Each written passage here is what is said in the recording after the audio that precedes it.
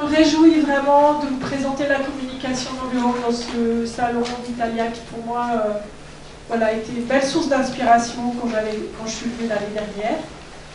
Et le thème que je propose pour cette présentation, c'est oser l'authenticité et l'empathie, la question des défis de la pratique de la communication non violente au travail. Je ne vais pas forcément vous présenter la communication non violente de manière académique et classique. Peut-être certains ont déjà entendu parler de ce processus. Mais plutôt, j'espère vous faire goûter à la fois à son esprit, à ce que ça apporte. Et voilà, j'espère que ça vous donnera déjà des petites pistes concrètes qui peuvent vous rendre la vie plus belle au travail à partir de demain. En tout cas, c'est mon intention. Donc, je m'appelle Françoise Keller. Je fais partie, on est à peu près 40 formateurs certifiés en communication non violente en France. On s'est regroupé en association il y a 1 an et demi et je préside l'association. Notre intention d'être formateur certifié, c'est vraiment à la fois de partager ce processus de communication non violente, mais aussi de le vivre. Donc en fait, on est chacun à notre compte. Et notre intention, c'est vraiment de s'entraîner en permanence à pratiquer cette approche dans notre travail, dans les relations entre nous, comment on peut favoriser des relations qui favorisent la coopération plutôt que la compétition. J'ai découvert ce processus en 2000 et j'ai l'impression encore, avec à la fois mon expérience, avec les clients que j'accompagne, que je forme, je découvre encore des nouvelles dimensions à chaque fois avec ce processus. Et chacun d'entre nous, à travers les petites choses qu'on vit dans notre quotidien, on a les expériences de moments qui ont été satisfaisants, joyeux pour nous, et puis des moments qui sont beaucoup plus difficiles, voire douloureux. Voilà, et j'ai conscience que vraiment, quand on parle de la série au travail, on a vraiment toute la palette. Ça peut aller du plus joyeux au plus dramatique. Et j'aimerais qu'on regarde déjà, qu'on parte de vos expériences, de qu'est-ce que vous vivez vous et qu'est-ce qui vous donne de la joie dans vos expériences professionnelles. Donc je vais vous proposer une petite expérience qu'on va faire 2 par 2 ou 3 par 3 avec ses voisins. Voilà, on va le déplacer un peu pour avoir un voisin, une voisine. Je vais vous demander de vous souvenir d'un moment de travail qui a été satisfaisant pour vous, qui a été joyeux pour vous. Et de vous demander quelles sont les caractéristiques, quels sont les mots-clés qui caractérisent ce qui vous a plu dans ce moment-là. Pourquoi ça vous a plu? Déjà, je vous invite à regarder ou à sentir à l'intérieur comment vous vous sentez là maintenant après avoir échangé avec quelqu'un que vous ne connaissez pas ou que vous connaissez peut-être sur les situations qui ont été agréables pour vous. Qu'est-ce que ça fait? Est-ce que quelqu'un veut dire quelque chose? Ça met dans un état d'esprit positif.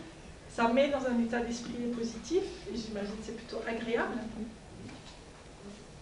Moi, ça me recentre. Ça vous recentre. Ça met de l'authenticité déjà. Ça nourrit. Ça nourrit. Ça nourrit ses besoins. Ça nourrit. Voilà, donc pour moi, ça a déjà été une prise de conscience quand j'ai travaillé avec Marshall Rosenberg et avec la CNV sur l'importance qu'il donnait à regarder les moments qui sont agréables dans notre vie. Et souvent, ce que je dis dans les formations CNV, dans mes stages, on travaille beaucoup sur les situations désagréables. Je dis souvent, s'il y a une chose à retenir, retenez la pratique de la CNV sur les choses agréables. Voilà. Et si demain, vous allez voir un collègue en disant « Tiens, est-ce qu'on peut passer 5 minutes à partager sur les choses qui sont agréables ?» Voilà, ça peut déjà changer une ambiance de travail. Je me souviens d'une directrice de crèche qui avait vraiment des soucis, il y avait des tensions dans l'équipe, avec les parents. Voilà. Et après un accompagnement, la première chose qu'elle a mise en place, c'est de commencer toutes les réunions par chacun parler d'une chose qui s'est passée, qui a été agréable dans la semaine. Et ça avait complètement changé l'ambiance de l'équipe. Si c'est authentique et si ce n'est pas dans une intention de manipulation. Je précise quand même. Voilà. La deuxième chose, c'est que je veux bien entendre quelques mots-clés, on ne va peut-être pas être exhaustif, mais quelques mots-clés de ce que vous avez trouvé dans vos binômes, vos petits groupes. Voilà, quelles sont les caractéristiques qui font qu'un moment de travail peut être un moment agréable? Qu'est-ce que vous avez repéré? La réussite commune. La réussite commune. Le plaisir de l'autre. Le plaisir de l'autre. Le plaisir de l'autre, le fait de contribuer au bien-être de l'autre, du coup on est content. Une excitation. Une excitation. Une excitation, il y a quelque chose de jubilation, de l'échange, partage. Lorsqu'on contribue à, mais sans intérêt personnel. Quand on contribue à quelque chose, et c'est vraiment joyeux pour nous, ça va être essentiel. Est-ce qu'il y a quelque chose d'autre que vous aimeriez dire? Le sentiment du travail bien fait. Le sentiment du travail bien fait. Donc ça fait plaisir de voir que quelque chose de la réalisation, de l'accomplissement, du dépassement de soi. On pourrait sûrement continuer à voir ça. Donc, en fait, ce qu'on cherche au niveau quand on est engagé dans un travail, enfin dans toute notre vie, on cherche à nourrir ce qu'on appelle les besoins fondamentaux. Je vais vous donner 4 catégories qui me semblent assez représentatives de ce qu'on peut chercher au niveau professionnel. Je crois quand même que la première chose qu'on cherche, chacun d'entre nous, c'est être heureux dans notre vie. Après, on va dire, c'est pas si facile, etc.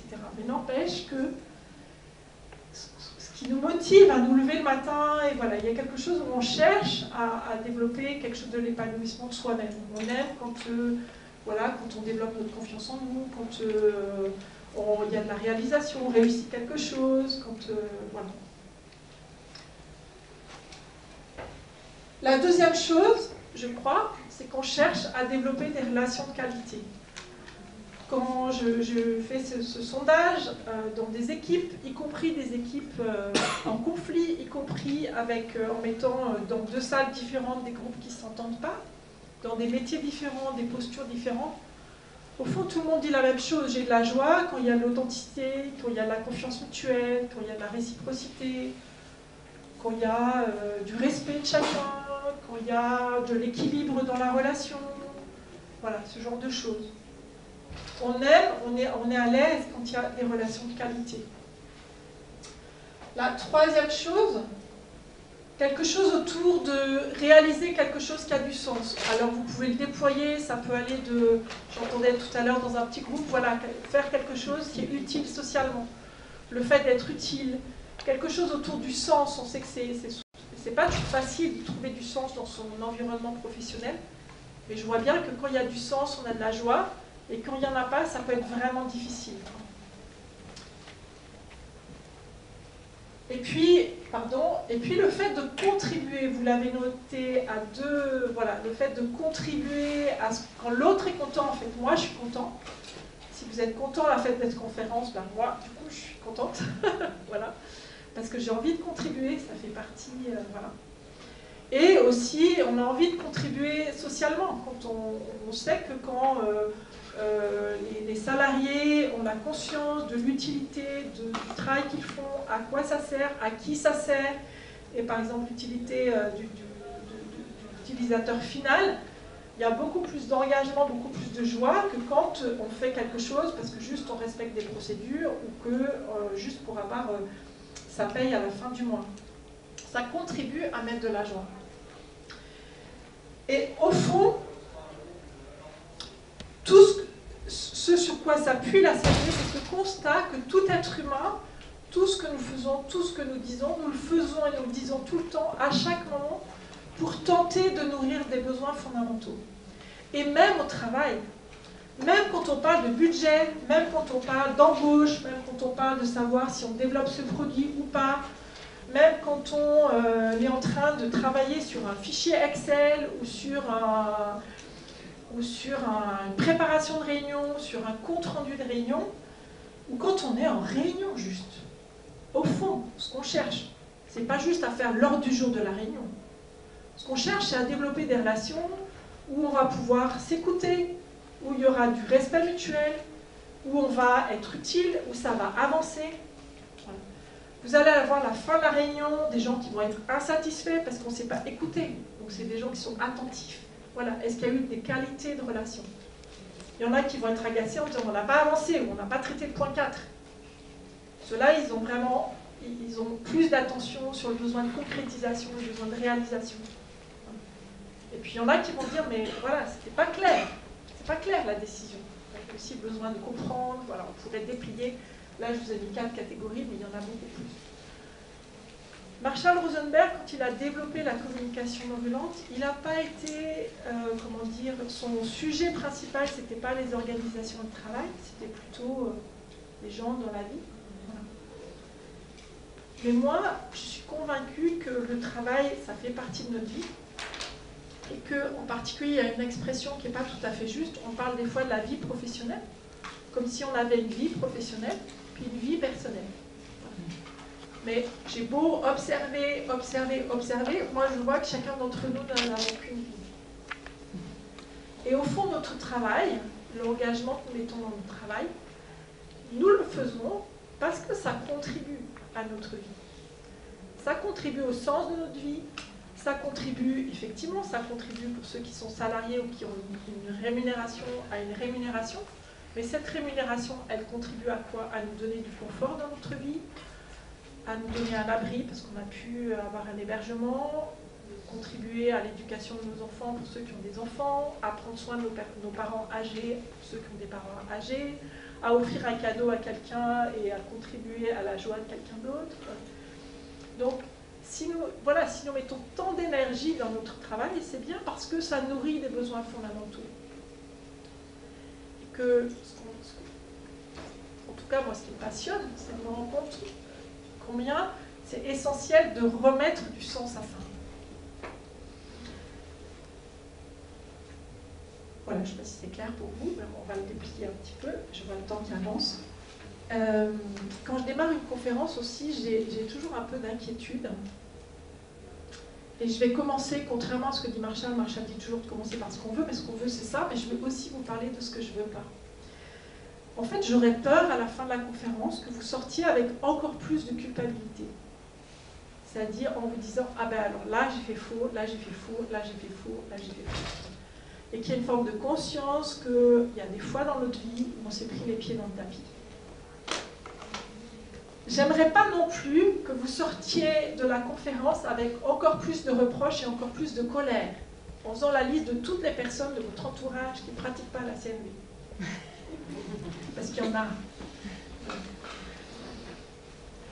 Et en plus, je ne voudrais pas que vous sortiez avec plus de culpabilité et plus de colère, parce que si vous sortez avec plus de culpabilité et de colère, il y a une petite voix à l'intérieur de moi qui va me rajouter une couche de culpabilité en disant c'est parce que j'ai mal fait la conférence. Voilà, c'est comme ça qu'on se pourrit la vie des fois. Voilà. Donc je vous propose pour démarrer cette conférence 2 principes qui sont pour moi fondateurs dans la communication non violente et dans la pratique de la CNV au travail. Le premier, c'est que jusqu'à maintenant, chacun d'entre nous, nous avons fait du mieux que nous avons pu. Et les gens avec qui vous avez été en relation, jusqu'à maintenant, ils ont fait du mieux qu'ils ont pu. Et ça ne sert à rien de passer notre temps à lister tous les reproches et tout ce qu'on aurait dû faire autrement. C'est une bonne manière de se pourrir la vie, mais ça ne produit rien. Alors vous me direz, ouais, enfin il y en a quand même, ils ont peut-être fait tout ce qu'ils ont pu, mais ils n'ont pas fait fort. Ok, on fait ce qu'on peut avec le niveau de conscience qu'on a à un moment donné, avec le niveau d'énergie qu'on a, avec notre personnalité, avec la manière dont on se connaît, avec notre niveau de conscience, avec notre niveau de développement. Parfois, pour grandir, on a besoin de se prendre une porte ou de faire des erreurs. C'est comme ça qu'ils apprennent. Mais en tout cas, moi, je vous invite vraiment à vous offrir beaucoup de bienveillance avec vous-même, que jusqu'à maintenant, voilà, vous, moi, on a fait du mieux qu'on a pu. Là, ça ne sert à rien de me dire, mince, comment j'aurais dû faire les 5 premières minutes de la conférence différemment. Elles sont passées, donc maintenant j'ai envie de plutôt polariser sur maintenant. Et la deuxième chose, c'est à partir de maintenant, là par contre, on a beaucoup d'espace. Donc quel est le prochain pas? Qu'est-ce qu'on pourrait faire pour augmenter nos chances de vivre ce qu'on veut vivre? Si on aime réussir ensemble, si on aime des relations de qualité, si on aime être heureux, voilà. Comment on peut augmenter si on aime contribuer, comment on peut augmenter nos chances de vivre ça plus souvent? Donc c'est là-dessus que je voudrais mettre notre énergie, et pas sur tout ce qu'on a fait de travers. Donc maintenant, je voudrais un petit peu rentrer dans comment ça fonctionne. Et je voudrais juste qu'on regarde, au fond, des fois on dit la communication non violente, mais au fond, comment nous communiquons, comment nous fonctionnons, de quoi nous parlons quand nous nous parlons, à quoi nous pensons, à quoi nous utilisons notre corps, notre être, quand nous sommes au travail. Et en fait, Marshall Rosenberg, donc, qui a créé ce processus de communication non violente, nous montre que quand nous communiquons, nous avons 5 registres de communication, et seulement 5. J'avoue que la première conférence où j'ai découvert ça, moi j'étais très vexée en fait. Peut-être qu'il y en a qui seront vexés aussi. Parce que je me suis dit, c'était tellement simple, comment ça se fait que je n'ai pas trouvé ça toute seule. Pourtant, j'en ai fait des études. Voilà. C'est hyper simple et en même temps, voilà. Figurez-vous que le premier registre, c'est que nous avons une capacité mentale. Alors, elle a beaucoup de variétés, c'est pour ça que j'ai mis un peu de variété, mais nous avons une capacité à penser, à analyser les problèmes. Alors on a plein de manières de le faire, de juger, de critiquer, de comparer, de généraliser. Alors c'est des choses du genre, ben voilà, franchement, c'est pas possible qu'il y ait des gens qui laissent leur bureau dans cet état-là, quoi. Non mais c'est dingue, quoi. C'est pas normal que dans les entreprises, on affiche des valeurs sur les murs et que les managers, ils le vivent pas, quoi. Voilà. Ou ben moi, si j'étais dirigeant, moi je sais comment je ferais. Quoi. Je ferais confiance dans mes collaborateurs. Enfin, on peut avoir des pensées, des analyses, voilà, et qui nous sont utiles. Qui nous sont utiles. Si vous n'avez pas de capacité mentale, vous aurez du mal à faire un budget. Pour ceux qui ont des DRH, vous aurez du mal à faire un plan formation, voilà, ou ceux qui sont responsables de production, je ne sais pas quels sont vos métiers, ou à faire un... Pour être là, vous avez bien eu besoin de mobiliser votre énergie de pensée pour vous organiser, pour réfléchir que pour être là à telle heure, il faut prévoir un temps de déplacement, il faut partir avant, et qu'il faut regarder peut-être les horaires de train, métro, peut-être si vous avez pris un train, vous l'avez réservé, enfin voilà. On met en place notre mental.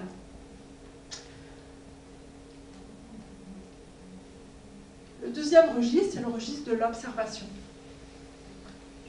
Alors, par exemple, dans les pensées, je peux me dire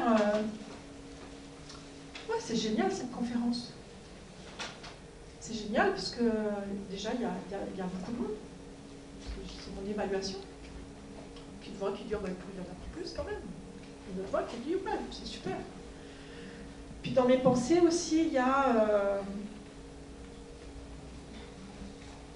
vous avez l'air super intéressé. Et Françoise, il faudrait que tu sois à la hauteur là, parce que je ne sais pas si tu vois, mais ils ont l'air en attente. Ça, c'est mes pensées du jour. Si j'ai ces pensées, c'est que j'ai des observations, c'est que je vois des choses, j'entends des choses. Donc je vois, je n'ai pas compté. En fait, c'est que je compare. J'ai vu d'autres conférences tout à l'heure où il y avait moins de monde. Je compare, voilà. Et puis, j'ai envie de dire, il y a plus de monde que ce que je pouvais craindre, que ma peur de me dire, qu'est-ce que je fais quand je prépare une conférence et je me dis, qu'est-ce qui se passe, il n'y a personne. Voilà. Donc, il y a beaucoup plus de monde que ce que mon film pouvait imaginer de pire. Donc en termes d'observation, voilà, il y a des personnes qui sont là. En termes d'observation, ben, je vois qu'il y a des personnes qui sont en train de noter. Et puis il y a des pensées qui disent, ben, j'espère que tu dis des trucs intéressants, parce qu'en plus ça va être écrit sur du papier, quoi. Tu as intérêt, François, d'être à la hauteur, quoi. Voilà, l'observation, c'est que tu es en train de filmer. Et là, ça rajoute une couche de dire, ben là... J'enregistre aussi. Vous n'avez pas observé, mais... Et moi, je note. Donc vous voyez, voilà, ces registres, ils sont très en lien les uns avec les autres et ça va très très vite à l'intérieur de nous. Et puis bah, quand je vois ces observations, à l'intérieur de moi, il se passe quelque chose dans mon corps. Je vois que quand j'ai démarré la conférence, je tremblais. Alors il y a une petite voix qui dit, bah, si tu trembles avec toutes les conférences que tu as déjà fait, les formations, t'es nul. Ok, j'observe que je tremble parce que j'ai le trac. Voilà, j'ai le trac. Et pourquoi j'ai le trac? En fait, j'ai le trac parce qu'il y a un besoin fondamental qui est touché. C'est que j'ai vraiment envie de contribuer. J'ai vraiment envie de vous faire goûter à la puissance de ce processus. Puis je me dis, en même temps, il n'y a quand même pas beaucoup de temps, comment faire goûter en si peu de temps? Je suis un peu inquiète. Et puis, ouais, j'ai envie de contribuer à ce que vous puissiez avoir des choses concrètes qui peuvent vous enrichir, vous rendre la vie plus belle. Il y a quelque chose aussi d'un besoin je crois, d'honorer en fait ce que ce processus m'a apporté et ce qu'il apporte aux personnes que j'accompagne. Je vois que tellement ce processus m'a simplifié la vie, m'a aidé à faire des choix, m'a aidé à avoir confiance en moi, m'a aidé à accompagner mes enfants. Et voilà, j'ai tellement de gratitude pour ça que j'ai vraiment envie de le transmettre d'une manière qui respecte ça. Voilà. Et j'aurais peur de transmettre quelque chose qui est en dessous de ce que j'ai reçu. Quelque chose comme ça. Et c'est ça qui crée le stress. Si je n'avais pas de besoins fondamentaux, si j'en avais rien à faire de la CNV, si j'en avais rien à faire de vous, je ne serais pas stressée. Je me dirais, bon, je fais ma conférence. Après, ils s'en vont, puis ils sont contents, pas contents, je m'en fous. Mais je vois que ce n'est pas le cas. Je ne vous connais pas, et pourtant, j'ai envie de contribuer à votre bien-être et à votre vie. Et puis, en fait, on a ce qu'on appelle les demandes symbolisées par les jambes. Voilà, ce petit bonhomme, c'est pas une analyse physiologique, hein, c'est juste mnémotechnique. Les jambes, les bras, c'est l'action. C'est qu'à chaque moment, on fait des choix. On fait des choix conscients, on fait des choix inconscients. On fait des choix d'écrire ou de ne pas écrire, de rester ou de partir, de regarder son téléphone ou d'éteindre son téléphone ou de ne pas le regarder. Voilà, on fait le choix de ce qu'on dit, on fait le choix de ce qu'on fait, on fait le choix de notre attitude. C'est conscient ou c'est pas conscient, mais en permanence, on fait des choix, des petits choix, des grands choix. Et au fond, si je regarde la manière dont je pense mon travail, ou la manière dont je vis mon travail, ou la manière dont je suis en relation avec d'autres, tout ce que vous faites s'inscrit dans ces 5 registres. Et ces registres sont en lien les uns avec les autres. Je ne sais pas si ça vous parle. Et ce qui m'a beaucoup plu dans ce que Marshall Rosenberg nous a transmis, c'est entre autres que ces registres-là, ils sont liés les uns avec les autres. Il n'y a pas des registres qui sont mal et des registres qui sont bien. J'ai envie de dire, au cœur de ça, il y a les besoins, c'est ce qui nous motive. Et en fait, les besoins, ils induisent tout le reste, ils induisent nos pensées.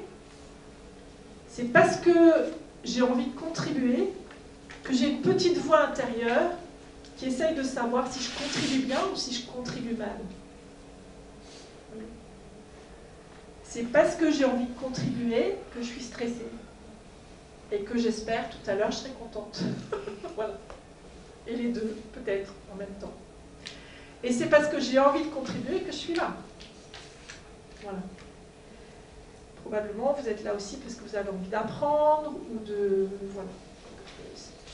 Voilà. Et le cœur, vraiment, c'est les besoins fondamentaux. C'est ça qui nous motive. Alors, voilà. Maintenant, je vais rentrer dans comment ça fonctionne. Et je vais partir de ce qu'on a appris. Je pourrais dire de ce que j'ai appris, mais peut-être vous allez vous reconnaître. Je suis très contente parce qu'en préparant la conférence, j'ai enfin trouvé la fiche qui était affichée dans nos bureaux quand j'ai démarré ma vie professionnelle. C'est la fiche du canard. Et ça m'a beaucoup intriguée. Et en même temps, c'était vraiment ça. C'était, voilà, en surface, il est l'air calme et posé. Sous la surface, pédaler comme un fou. Et je peux dire vraiment que mes premières années de vie professionnelle, c'était ça. Sauf que je n'arrivais pas toujours à avoir l'air calme et posé. Surtout, et quand j'y arrivais au travail, ça dégénérait à la maison, en fait, si vous voyez ce que je veux dire. Voilà. C'est-à-dire que si j'arrivais à être calme toute la journée, il y a un moment où il ne fallait pas qu'il y ait un truc de travers à la maison. Genre, vous savez, le truc où la table ne se débarrasse pas toute seule. Voilà. Où il y a un enfant qui ne veut pas se laver les dents, un truc comme ça. Et je voyais bien aussi qu'il y avait de la porosité. Alors, parler d'authenticité, quand c'est ça qu'on a appris, c'est compliqué. Et puis d'autres choses, voilà, je me mettais en lien en préparant la conférence, qu'est-ce qu'on a appris? Je ne sais pas si vous voyez ça dans les entreprises, mais moi je vois beaucoup parler du droit à l'erreur. Alors à la fois qualité totale, zéro défaut, et en même temps droit à l'erreur. Pas de contradiction, mais non. Droit à l'erreur. Mais ce qu'on a appris, c'est pas le droit à l'erreur. Ce qu'on a appris, c'est chaque erreur, elle fait dégringoler la note. On n'a pas appris, ah mais c'est super, tu as essayé, tu t'es trompé, bravo, bravo. Voilà. On n'a pas eu des dictées où c'était souligné en vert. Il y a plein de choses dans cette copie où il n'y a pas d'erreur. Voilà. Le nez, il est écrit comme il faut, N-E-Z, ça n'a pas été souligné en vert, on dit mais bravo, tu as écrit le nez comme il faut. Voilà. Et on lui met 0. Alors c'est super. Il y a quelqu'un qui a essayé, qui a fait des erreurs, qui ne fera peut-être pas la prochaine fois. Voilà. Et puis alors, aussi, quand on veut pratiquer la CNV, on essaye d'être attentif à la qualité de présence, à la lenteur, au respect du rythme de chacun. Voilà. Et il y a un enfant, un jour, quand il était petit, qui s'est planté devant ses parents en disant « Maman, je te signale, je ne m'appelle pas, dépêche-toi. » C'est ça qu'on a appris, depuis tout petit. C'est-à-dire qu'on a appris vite, vite, il y a un problème, vite, vite, il faut trouver une solution. C'est ça qu'on a appris. Alors ça ne nous aide pas tout à fait à nous connecter à vraiment ce qui se passe en nous. Pour se connecter à ce qui se passe en nous, on a besoin d'un peu de temps. Comment je me sens? J'ai besoin de regarder, c'est pas tout de suite que je peux dire là, comment je me sens. Qu'est-ce qu'on a appris d'autre? Alors on a appris un truc génial, on a appris à coopérer. Si tu coopères, c'est que tu triches. C'est ça qu'on a appris à l'école. Je me souviens qu'en prépa, on faisait des petits groupes et on travaillait sur le même sujet, il fallait qu'on rende chacun une copie. Et moi je trouvais ça idiot parce qu'on avait travaillé sur le même sujet, on avait travaillé ensemble. Et du coup, à l'époque, j'avais pris du papier carbone et on faisait la copie en 3 exemplaires et on rendait les 3 exemplaires. Sauf qu'au mois d'avril, le prof s'en est rendu compte et il était furieux. Et j'ai dit, moi je vois pas le problème, quoi. Voilà. Mais en fait, il était vexé parce qu'il corrigeait 3 fois la même copie, il n'avait pas vu qu'il y avait 3 fois. Ok, je peux comprendre, avec le recul, qu'il était un peu vexé. Mais moi, je trouvais ça super astucieux. On ne s'est pas vraiment compris. Mais bon. Et puis, je regardais aussi l'intelligence émotionnelle. On verra que en CNV, on veut prendre en compte les émotions, l'importance des émotions. Et je suis touchée de voir à quel point, en monde du travail, c'est si difficile de vivre les émotions. D'en parler encore, les gens arrivent à en parler, ils veulent bien poser des diagnostics sur les émotions. Mais c'est pas ça la CNV. La CNV, c'est les vivre. Je me souviens récemment, j'accompagnais dans une entreprise une équipe et je leur fais vivre la CNV. Et à un moment, je demande à un manager, je dis, mais là, comment tu te sens? Il avait l'air, voilà, je ne me souviens plus s'il était triste, enfin, il avait l'air touché en tout cas. Et il me répond, ah mais non, mais moi je suis un bon professionnel, je ne ressens rien. Je dis, mais t'es un bon professionnel, ok, mais t'es quand même une personne. Là, t'as l'air de ressentir quelque chose. Mais non. Il allait se mettre en colère, je n'allais pas lui dire, bah justement là peut-être vous êtes en colère. On n'a pas appris à valoriser les émotions. Je vois tellement de gens qui n'osent pas les dire. Voilà. Une autre fois, je partage la CNV avec quelqu'un, j'ai dit, mais voilà, mais peut-être que ton chef, peut-être qu'il a des émotions et peut-être qu'il a besoin d'empathie. Pardon, mon chef, il a besoin d'empathie. Oui. Ben, mon chef, c'est mon chef. Oui, et alors? Bah, mon chef, il ne peut pas avoir d'émotion. À son niveau, quand même, il ne devrait pas être en colère ou avoir peur. Ah bon? C'est ça qu'on a... Enfin, je ne sais pas comment vous êtes. Voilà. Le bond de colère aussi qu'on trouve dans les bureaux. Hein. Pas d'utilisation prolongée sans avis psychiatrique quand même. C'est quand même... voilà. Et nous, on va parler d'intelligence émotionnelle. On va parler que la colère, elle a le droit d'être là. C'est pas un problème psychiatrique. Je vois des coachs, des fois, qui me disent ah non, mais moi, je fais du coaching, je fais pas de la thérapie. Je dis, c'est quoi la différence entre les deux? Ah ben moi, en coaching, il n'y a pas d'émotion. Ah bon? Ah, ça va être compliqué. Ça va être compliqué. Ou alors, tu fais du coaching d'ordinateur. Voilà. Mais si tu fais un coaching d'une personne humaine, moi, je ne sais pas. Voilà. Vous pouvez essayer d'imaginer, par exemple, ce que je fais parfois aux gens, c'est de dire, mais pensez à regarder ce qui se passe dans vos réunions. Vous ne pouvez pas dire qu'il n'y a pas d'émotion. On voit celui qui s'ennuie, celui qui est agacé, celui qui est impatient que ça finisse, voilà. Voilà, celui qui est content, celui qui est exaspéré, enfin voilà. C'est pas vrai qu'on n'a pas d'émotion au travail. Et c'est pas grave. Ça veut juste dire qu'on arrive au boulot avec un corps. Et le grand scoop de la journée, c'est qu'on ne peut pas dire qu'un professionnel, c'est pas d'abord une personne. Une personne qui a un corps. Et ce corps, il vit des trucs. Et j'ai même envie de dire, plus il est bon professionnel et plus il vit des trucs. Moi, je suis très touchée de voir combien,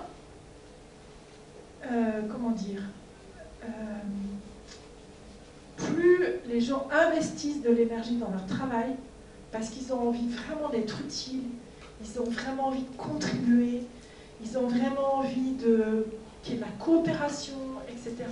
Et c'est des fois les gens qui souffrent le plus. Parce que plus je mets de l'énergie, et plus quand ça se passe mal, je souffre. Je suis touchée de voir, par exemple, dans les associations loi 1901, dans les ONG, il y a encore plus de souffrance, parce que ça va toucher au sens de ma vie. Si je m'investis dans l'écologie, que ça se passe mal dans mon association ou dans mon entreprise, ou si je suis dans une entreprise qui travaille pour la santé, ou que je suis consultant, que j'essaye d'apprendre aux gens à bien travailler ensemble, à mieux vivre ensemble, parce que c'est ça que j'aime faire, c'est ça que j'aime vivre. Et quand ça se passe mal, c'est difficile. Donc paradoxalement, on a tendance à dire s'il y a des émotions, c'est de la fragilité, c'est de la vulnérabilité, c'est pas professionnel. Mais non, au contraire. Voilà. Et je vois que plus les gens sont investis et plus quelque part, c'est important de prendre soin d'eux parce que voilà, ils peuvent passer de super énergie à burn-out ou dépression, découragement.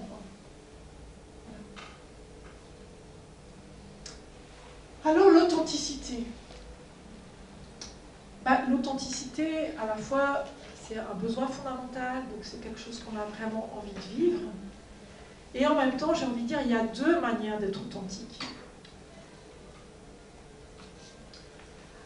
La première manière, c'est le monde où je pense que quand même la plupart, enfin moi j'ai vraiment eu l'impression d'avoir cru au début de ma vie professionnelle que les émotions c'était un truc, alors bon j'étais une fille, je pouvais encore un peu avoir des émotions, mais voilà, c'était quand même pas très sérieux, j'étais ingénieur, pas d'émotions.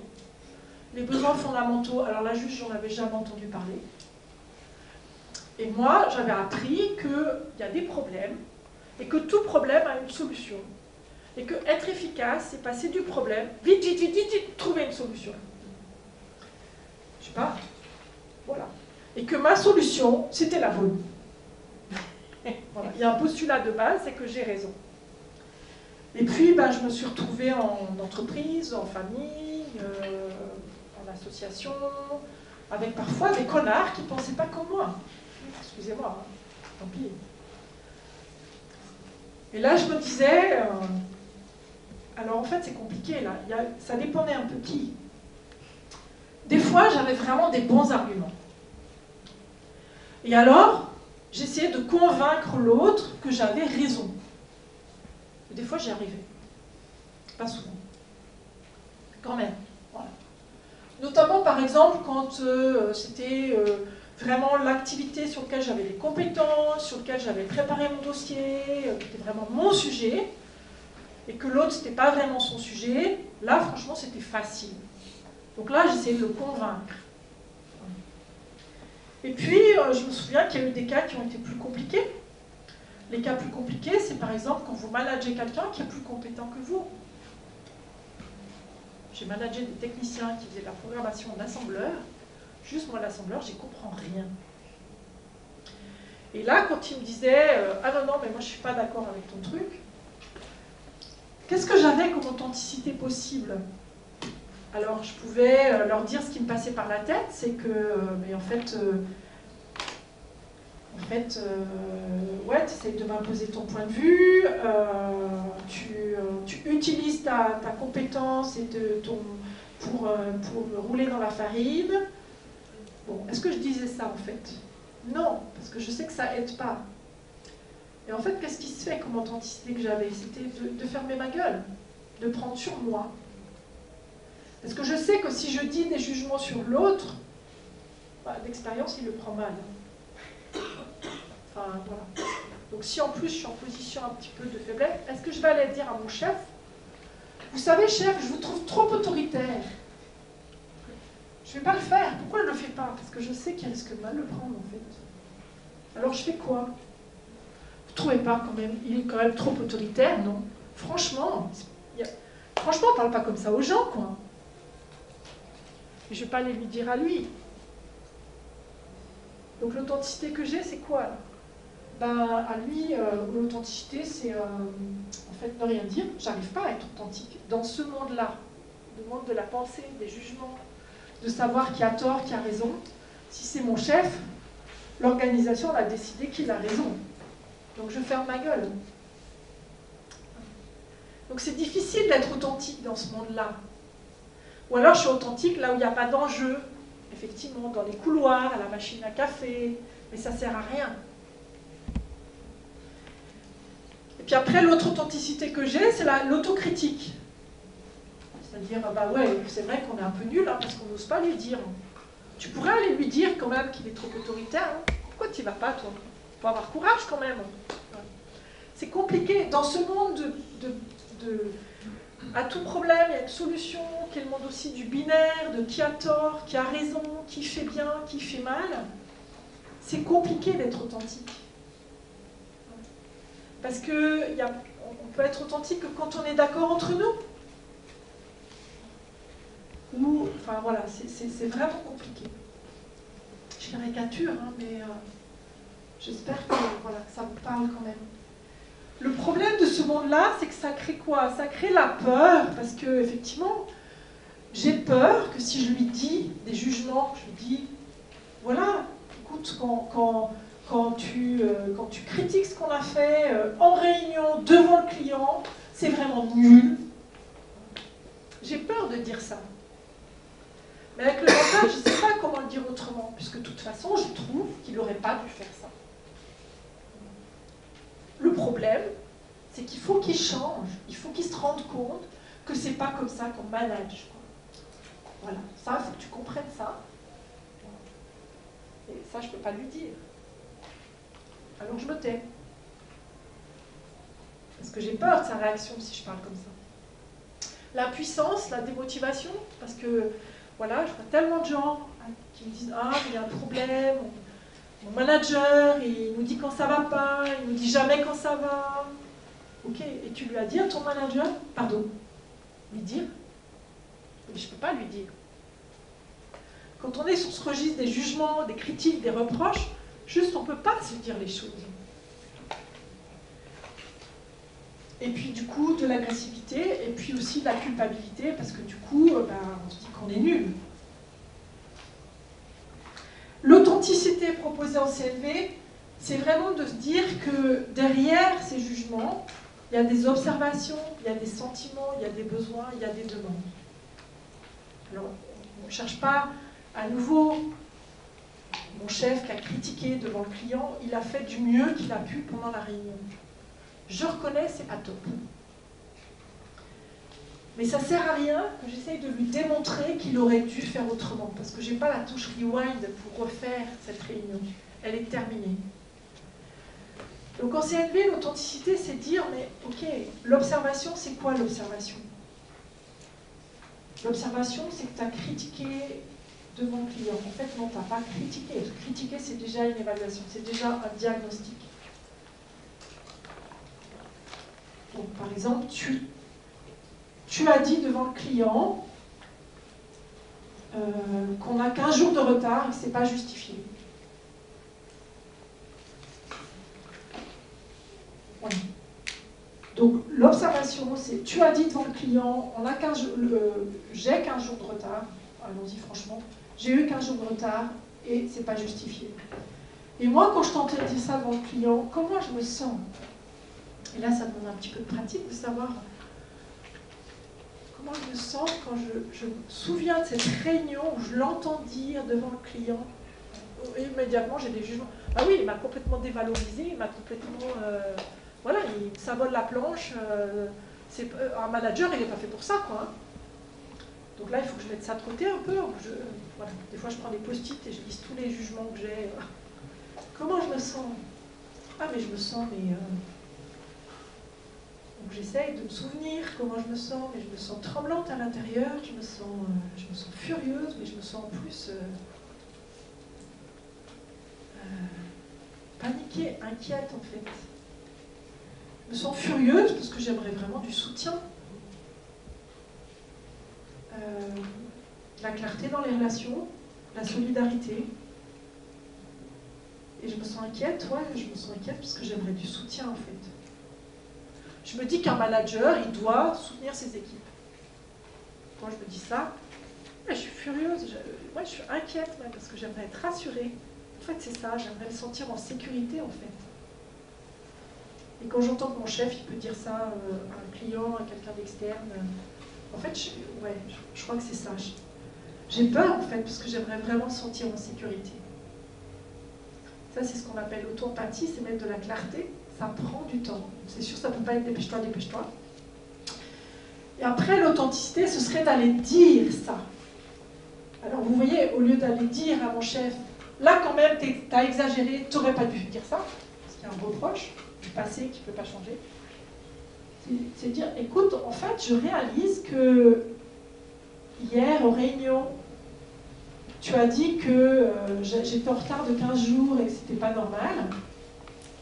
Et en fait, je réalise que quand j'entends ça, en fait, moi, je me sens vraiment inquiète, parce que je crois que j'ai vraiment besoin de me sentir en sécurité. Qu'est-ce que tu entends là? Parce que vous voyez que c'est pas la même chose. À la fois, c'est la même chose, je parle de la même chose, et en même temps, déjà, pour moi, c'est plus facile à dire, quoi. Je ne sais pas si vous voyez. C'est beaucoup plus facile de dire ce que l'autre a fait et de lui partager ce que je découvre en fait à travers ça. Je découvre que pour moi, c'est tellement important de me sentir en sécurité pour être à l'aise dans mon job. Et je ne fais pas ça pour qu'ils reconnaissent et qu'ils culpabilisent. Je fais ça parce que j'ai envie de trouver, je reviens sur nos besoins fondamentaux du départ, j'ai envie de développer une relation de qualité. Et j'ai envie de prendre soin de moi et j'ai envie de contribuer.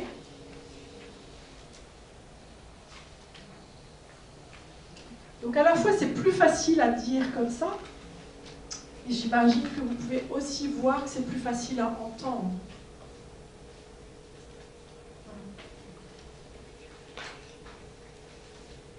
Les enjeux de l'auto-empathie, j'ai envie aussi de vous partager ça, parce que pour moi c'est important, c'est la première chose que je reconnais, le plus difficile pour moi, c'est de me relier à mon intention.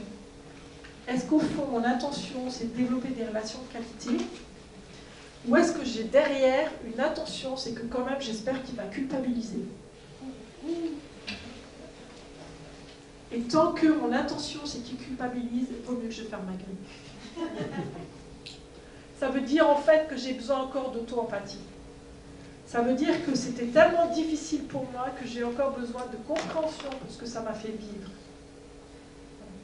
Que je ne suis pas encore prêt à aller partager à l'autre ce que je vis comme un cadeau. De voir, voilà, j'aimerais te dire ce qui est important pour moi. Parce que j'espère qu'on va pouvoir en faire quelque chose dans la relation. Mais honnêtement, je crois que ma plus grande difficulté dans la CLV, et c'est ce que je vois dans les organisations, c'est d'être clair sur l'intention. Tant que je suis dans l'intention de savoir qui a mal fait, qui doit culpabiliser, qui doit être puni, ça va être compliqué. La deuxième chose, qu'est-ce que je voudrais que l'autre fasse et dise maintenant? Vous voyez, là, je ne vais même pas demander, je ne lui demande pas de se mettre à genoux pour me demander pardon. Je ne lui demande pas de... Voilà, peut-être la première chose, c'est juste la relation. Ça te fait quoi quand je te dis ça? Voilà, la deuxième chose, ça pourrait lui demander, ben, est-ce que la prochaine fois qu'on a une réunion avec un client, est-ce que s'il y a quelque chose qui t'a pas convenu de ce que j'ai fait, est-ce que tu peux m'en parler avant la réunion et pas pendant la réunion? Et j'observe que dans les accompagnements que je fais, les formations dans ma vie, je sais souvent ce que je voudrais qu'il arrête de faire, mais je ne sais pas toujours ce que je voudrais maintenant qu'il fasse. C'est-à-dire que je dis mes insatisfactions, etc., ça ne va pas, c'est mal organisé, ces réunions sont trop longues, on perd le temps. Ok, tu voudrais qu'elles soient organisées comment, les réunions? Tu voudrais que ça se passe comment? Mieux. Oui, mais comment? Ça demande de se mouiller un peu, j'ai envie de dire. Voilà. Pas juste d'être dans la plainte, mais de te dire, au fond, si je lui dis ça, qu'est-ce que j'aimerais qu'il me dise? Je vous donne un exemple qui me touche beaucoup. Voilà, des fois que quand je travaille sur la reconnaissance, où les gens disent, voilà, il y a toujours les gens se plaignent, on ne reconnaît jamais les efforts. Voilà. Une demande, c'est par exemple voilà, d'aller voir un collègue et dire, voilà, je me rends compte que j'aimerais vraiment nourrir mon besoin de reconnaissance. Est-ce que tu serais d'accord pour me dire une chose que tu apprécies dans mon travail? C'est ce genre de demande qu'on fait, des demandes très concrètes. Voilà. De quel lieu je souhaite que l'autre contribue? Je souhaite que l'autre contribue parce qu'il a peur d'être puni, ma réaction, ou parce qu'il a envie de contribuer. On a dit tout à l'heure qu'un de nos besoins fondamentaux, c'est de contribuer. Chacun, on a envie de contribuer au bien-être de l'autre. Est-ce que j'ai envie que l'autre le fasse parce qu'il a envie de contribuer à mon bien-être, ou parce qu'il a peur de ma réaction? Reconnaître la valeur de ma parole, même si l'autre n'est pas d'accord. C'est-à-dire, même si l'autre me dit mais c'est de la bêtise que tu dis, ou t'es vraiment trop sensible, etc. C'est reconnaître que mon besoin il est précieux. C'est pas toujours facile de m'accorder à moi-même l'importance que je voudrais que les autres m'accordent. Et puis quelque chose autour d'expérimenter la sécurité, ma sécurité intérieure. Je ne sais pas comment vous vivez les choses, mais je vois que beaucoup de gens se disent que s'ils expriment leurs émotions, ils vont être vulnérables. Et moi, ce que j'observe, c'est que plus j'exprime mes émotions en étant en lien avec mes besoins, et plus c'est solide en fait. Mais c'est quelque chose qui s'expérimente. Je vais aller très vite sur l'écoute empathique, mais j'ai envie de dire, là aussi, il y a deux façons d'écouter. Je peux écouter quelqu'un juste pour l'écouter et pour après donner mon point de vue. Je peux écouter quelqu'un, mais parce que pour lui donner des conseils. Ah oui, non, mais tu vis ça dans ton entreprise, mais tu sais, toutes les entreprises vivent ça, c'est normal, c'est le système capitaliste, c'est la mondialisation. Tu sais, les hiérarchies, c'est toujours comme ça. Hein. Voilà.